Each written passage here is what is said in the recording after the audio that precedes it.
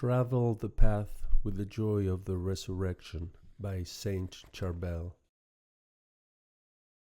You walk along the path of your life, carrying the weight of burdens and many cares, loaded with all sorts of jars, some of them useful, others useless, while scattering your treasures in them. You mix up your treasures with your junk, and you no longer know where, in what jar they are. The jars are so cumbersome that some of them fall and some are broken.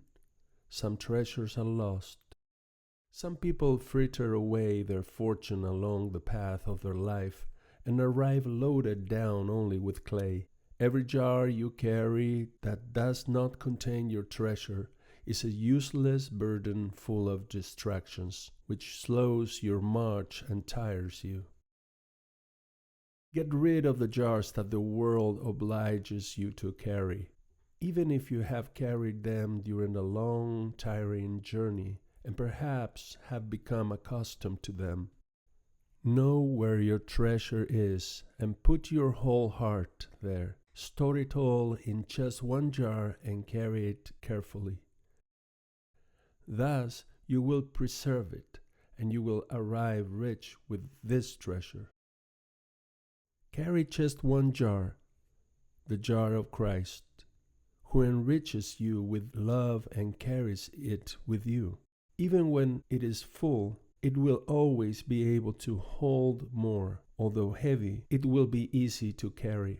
Therefore, the jar becomes more important than your brethren.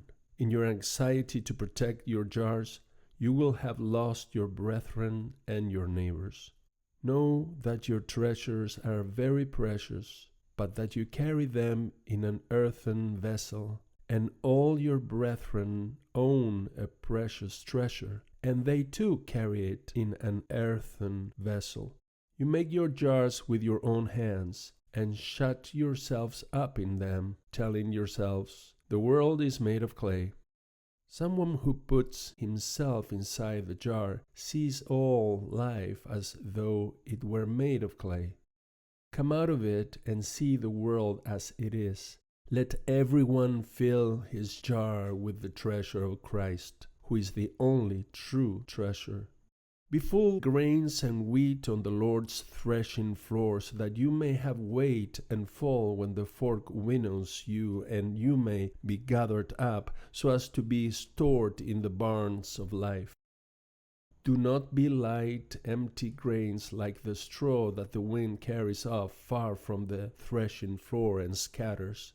Pray for the sickle that cuts you down, for the flail that threshes you, for the threshing floor that gathers you, for the fork that winnows you, for the mill that grinds you, for the water that kneads you, and for the fire that bakes you.